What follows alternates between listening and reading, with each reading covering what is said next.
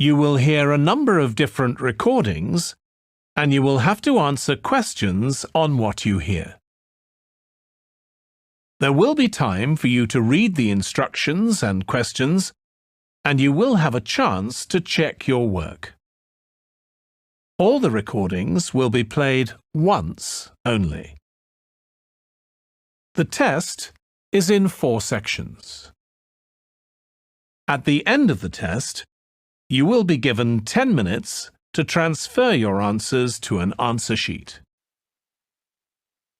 Now turn to Section 1.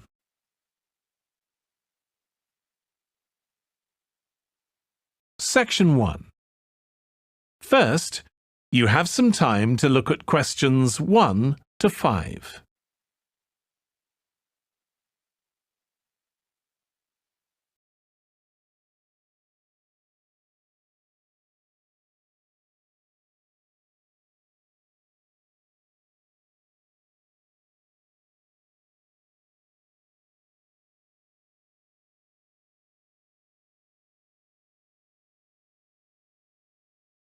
Now we shall begin. You should answer the questions as you listen because you will not hear the recording a second time.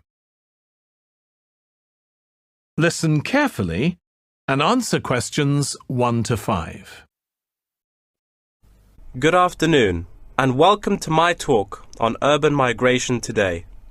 The world has experienced unprecedented urban growth in the recent decades. As much as 3% of Earth's landmass has been urbanized, an increase of at least 50% over previous estimates. Today, people living in cities already outnumber those in rural areas, and the trend does not appear to be reversing. In addition, cities have larger amounts of carbon consumption than rural areas. This is a result from 2 major aspects. First, with the increase of urban population around the world, the massive construction of urban infrastructure and residential housing is hard to avoid. Second, urban households have a higher rate of car ownership and use more gasoline products. Even though rural exodus is often negatively judged, there are also benefits of migration shared by the local environment and the society as a whole. Well, firstly, global trends of increasing urban migration and population urbanization can provide opportunities for nature conservation, particularly in regions where deforestation is driven by agriculture. As rural dwellers leave their homes, local forests are left to recover. What's more, it is easier for city dwellers to get around. Living in the country means transport can be very difficult. For instance, after midnight, there are no buses or taxis in the countryside. However, there is still a number of public transport modes to choose from in the city. Finally, with more funds and advanced technology, cities endeavor to produce clean energy. New power plants have been built to take harmful methane gas created by the decomposition of rubbish and convert it into electricity. By doing so, an important greenhouse gas is turned into useful energy rather than being directly emitted into the atmosphere. The hustle and bustle of city life offers women the opportunity to explore different professions and pursue their own careers. Women in cities work as engineers, managers, and even football players. This change of roles has affected their marital status and family life. More women are choosing their careers over marriage, which raises the graph of late marriages. As a result, more are remaining single well into their late 30s. They want to be independent and earn money on their own. It is also easier for them to get a promotion while working in the city. Women are slowly achieving wider participation at work, while in rural areas, the mindset is still very conservative. Before you hear the rest of the conversation, you have some time to look at questions 6 to 10.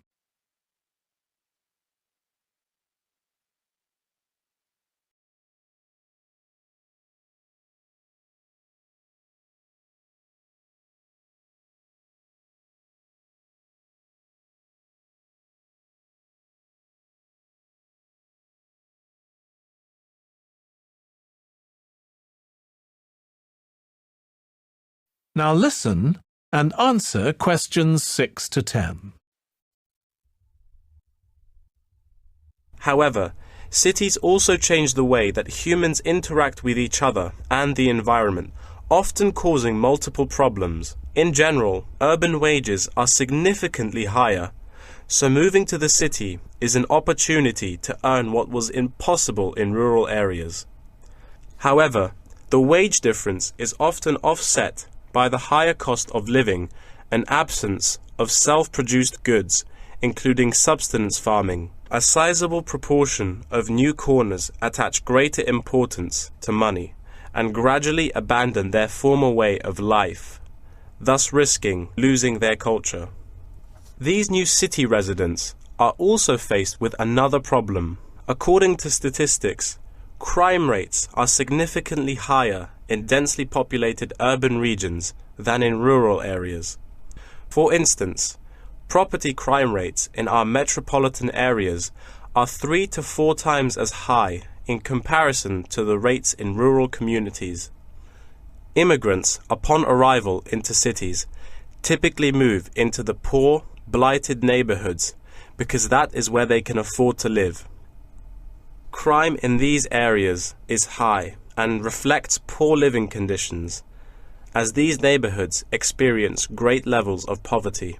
This pattern also occurs for violent crimes, which is much more common in large urban areas than elsewhere. In addition, traffic congestion and industrial manufacturing are prominent features of the urban landscape, which take their toll on the natural environment and those who depend on it. Air pollution from both cars and factory emissions affect the health of countless urban residents. Rural to urban migration can boost the urban economy. With a better economy, cities provide their residents with better welfare, but the concentration of services and facilities such as education, health, and technology in urban areas inevitably contributes to greater energy consumption. Another problem with life in the city is traffic congestion. It makes people late to work and thus stresses us out before we even get there. Deliveries can't arrive on time, gas costs money. The quality of life of those commuters starts to decline. What's worse is that if congestion makes it harder to match the right workers to the best jobs, it is economically inefficient as well. That is the end of section 1. You now have half a minute to check your answers.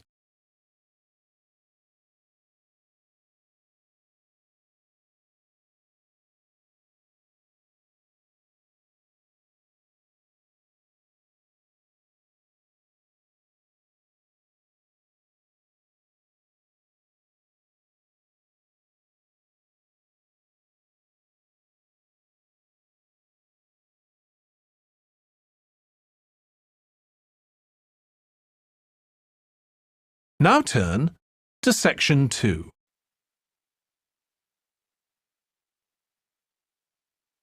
Section 2. First, you have some time to look at questions 11 to 16.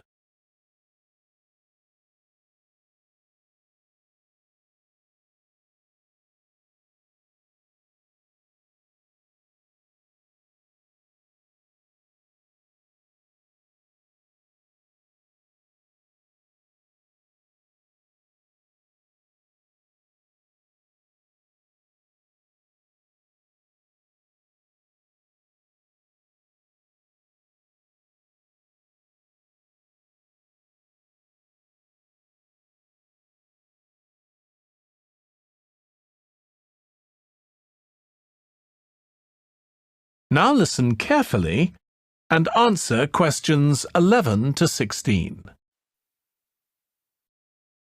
First of all, I would like to thank you for enrolling in this optional ethics course. For some time now, I've been pushing to have it made compulsory for all first-year university students, and you'll soon see why. Today's topic is cheating. For as long as there have been tests, assignments and examinations, there has been cheating of some form or another. How do we define cheating? Well, quite simply, some say it's a violation of the regulations. But what is that set of laws? Who composed them? And are they reasonable? Interestingly, a survey of Year 7 to 12 students last year showed that over a third of them cheated by cell phone during a test.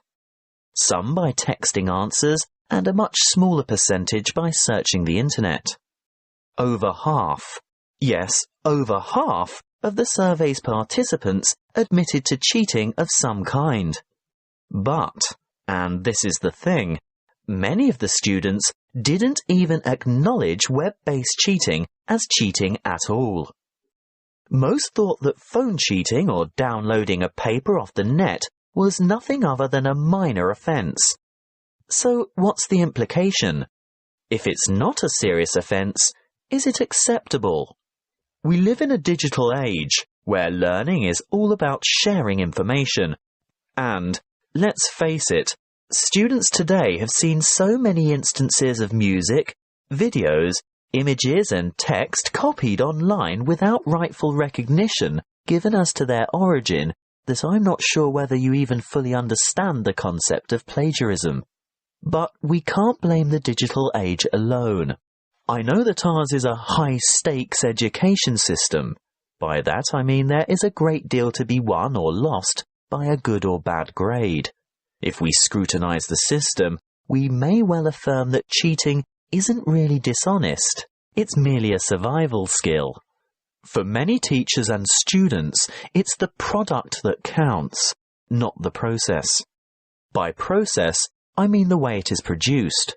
You see, when learning becomes nothing more than information sharing, knowledge or data aren't figured out and understood. They're just retrieved and passed on. How much is actually absorbed? When we discuss cheating, we must look at the educational environment as well as the morality, or lack of it. Researchers have found that environments conducive to cheating are those where the focus is wrong. Sometimes instructors have no meaningful relationship with their students, perhaps due to overcrowded classrooms and lecture halls or individual personalities. Secondly, students who cheat are most often the ones who think the task is pointless or the amount of work is overwhelming. If the classroom is a place where learning is genuinely engaging and the emphasis is on openly exploring ideas, there would be no necessity for cheating. A third, and very important point, is that grades and marks matter more to some students than what they're doing. And lastly, achievement is taken to mean outperforming others, and these competitive practices encourage cheating. Before you hear the rest of the talk, you have some time to look at questions 17 to 20.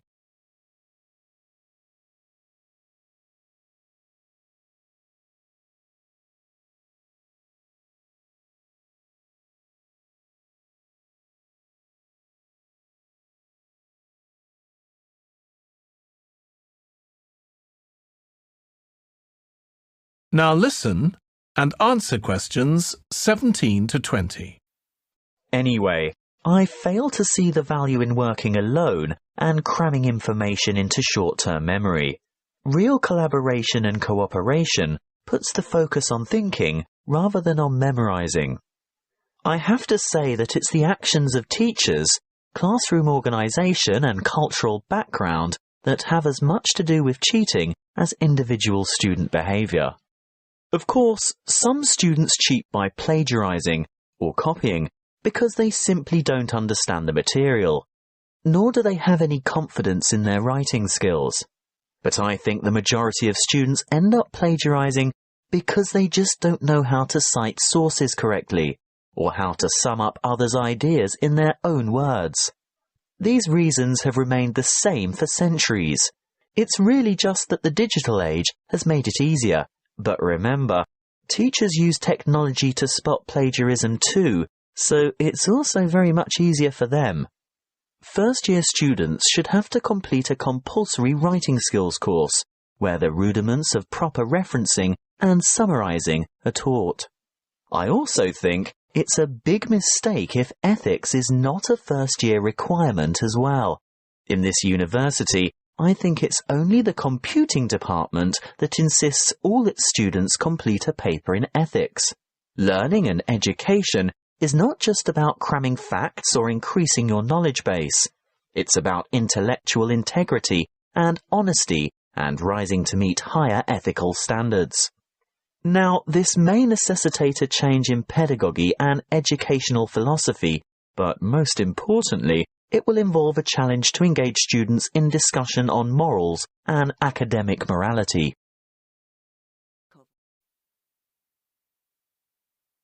That is the end of section 2. You now have half a minute to check your answers.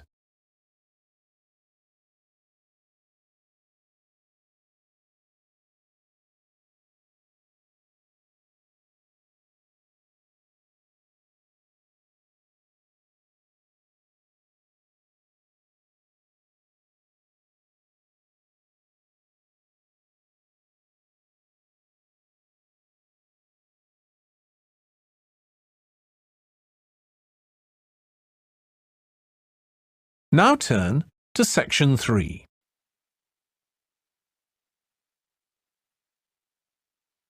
Section 3. First, you have some time to look at questions 21 to 25.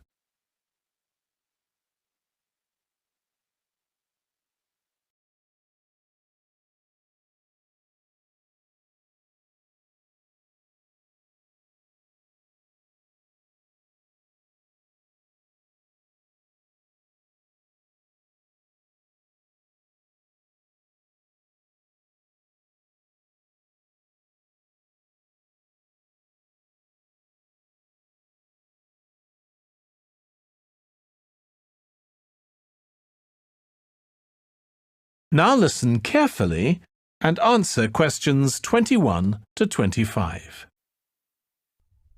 Good morning, everyone. Today's lecture is about a type of adorable animal, the penguin. When you think of penguins, you may picture them surrounded by snow and ice. But not all penguins live where it's cold. African penguins live in the southern tip of Africa. They are usually found within 40 kilometres of the shore and on a number of its surrounding islands. African penguins are also known as jackass penguins because they make donkey-like braying sounds to communicate. African penguins can keep their body temperature at a stable level, but their land habitat can get quite warm, so there are a number of ways for them to stay cool. They limit their daylight movements on breeding sites on land to early mornings and early evenings to avoid too much sun. The pink glands above their eyes can help them cope with the temperate climates. Like other penguins, African penguins spend most of the day feeding in the ocean, which also helps keep them cool. Being a type of small to medium-sized penguin species, African penguins average about 60 centimetres tall and weigh up to 3.6 kilograms. They have a black stripe and a pattern of unique black spots on their chest. Males are larger than females and have larger beaks. Even though they are categorized as birds, African penguins aren't able to fly because of their heavy bones. Their wings are more like flippers that make them particularly suited for life in the water. When they're on land, their flippers and their tails help them keep their balance and walk upright. African penguins begin to breed at the average age of 4. When a male and female pair up, they tend to breed together for the rest of their lives. Most other penguins nest and lay their eggs out in the open, but African penguins have a different approach. They dig holes under bushes out of their own excrement, called guano, so they are sheltered from the sun and predators. The African penguins survive on a diet that is comprised mainly of marine organisms. They feed primarily on fish like sardines, along with the occasional squid and shellfish. But when normal food is in short supply, they eat tree roots as well. The streamlined body of the African penguin allows it to move through the water like a rocket, capable of reaching a speed of around 20 kilometers per hour when hunting for food. Before you hear the rest of the discussion, You have some time to look at questions 26 to 30.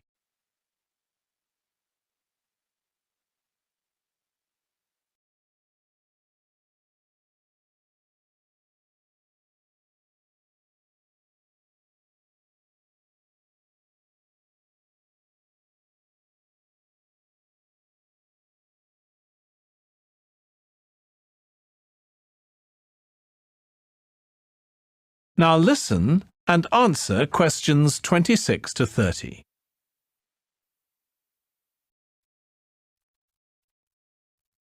The African penguin's smaller size means that it has many predators both in the water and also on dry land.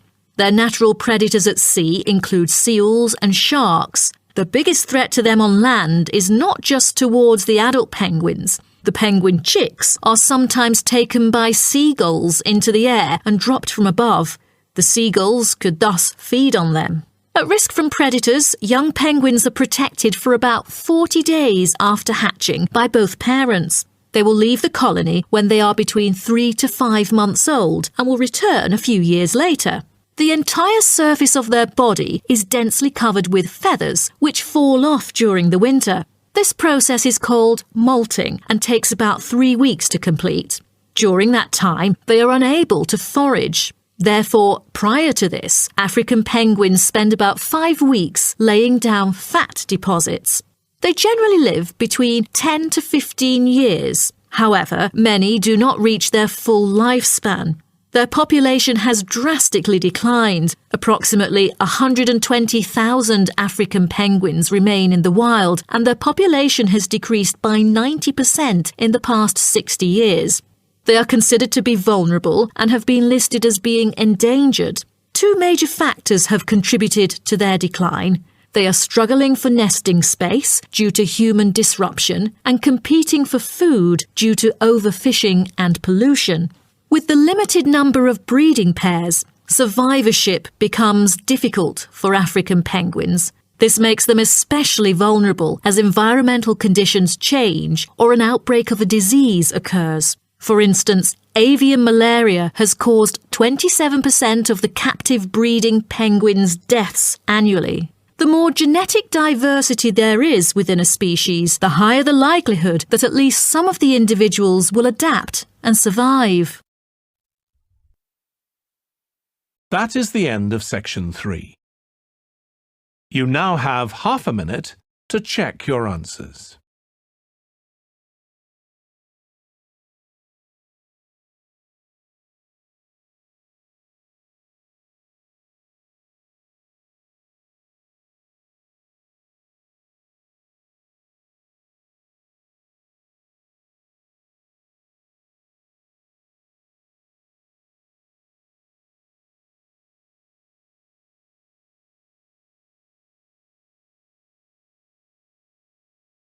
Now turn to section 4.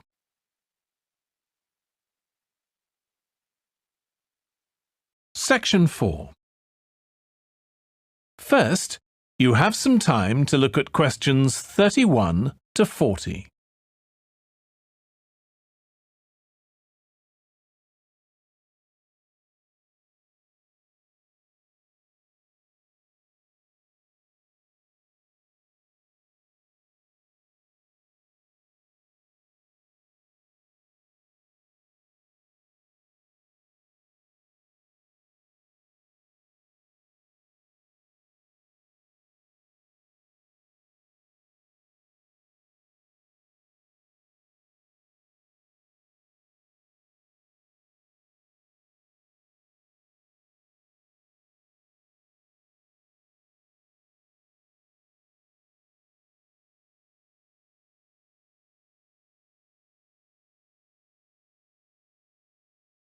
Now listen carefully and answer questions 31 to 40.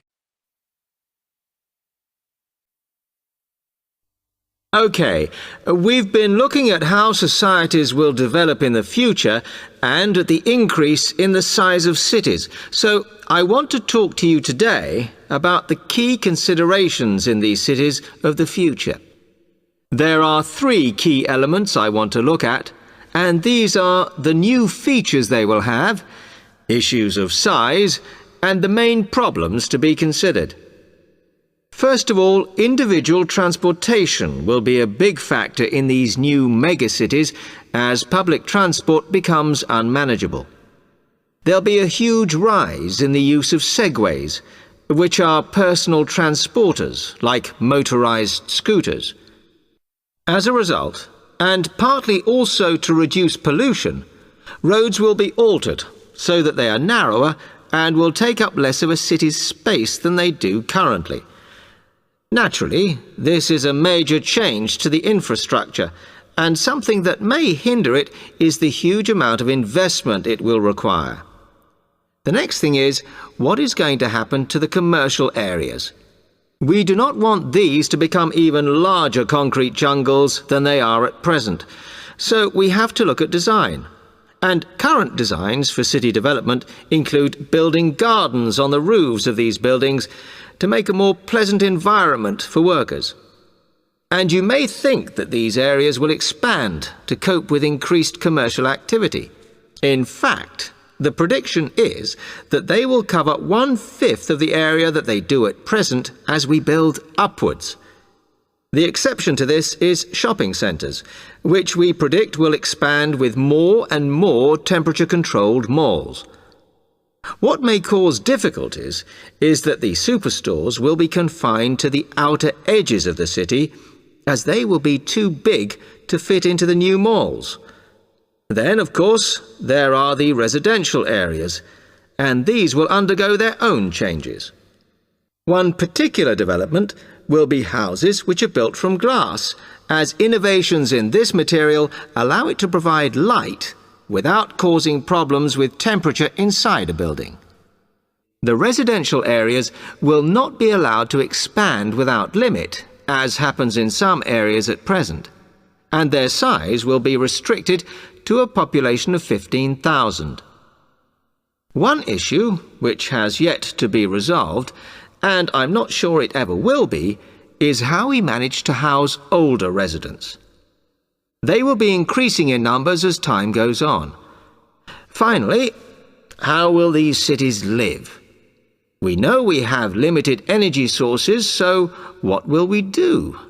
Well, something currently in development, which will be a feature, is that waste is going to become an energy source. For example, to provide gas in homes. Also, as new technology and systems are developed, we will find that energy plants will become smaller. Another energy source we could use, but one which raises issues of having enough space and too much noise, is wind farms. Because of the problems, I'm not convinced these will be the grand solution to our energy problems that we thought they were going to be.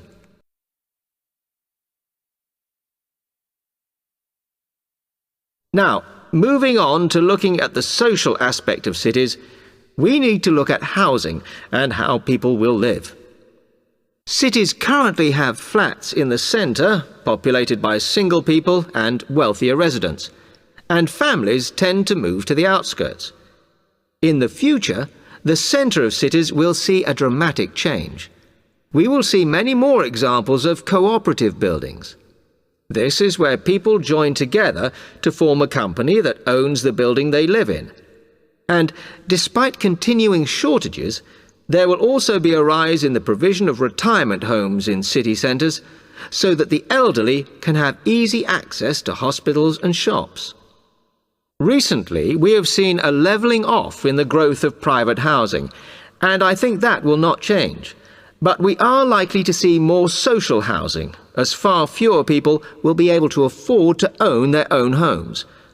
OK, now, if anybody has any...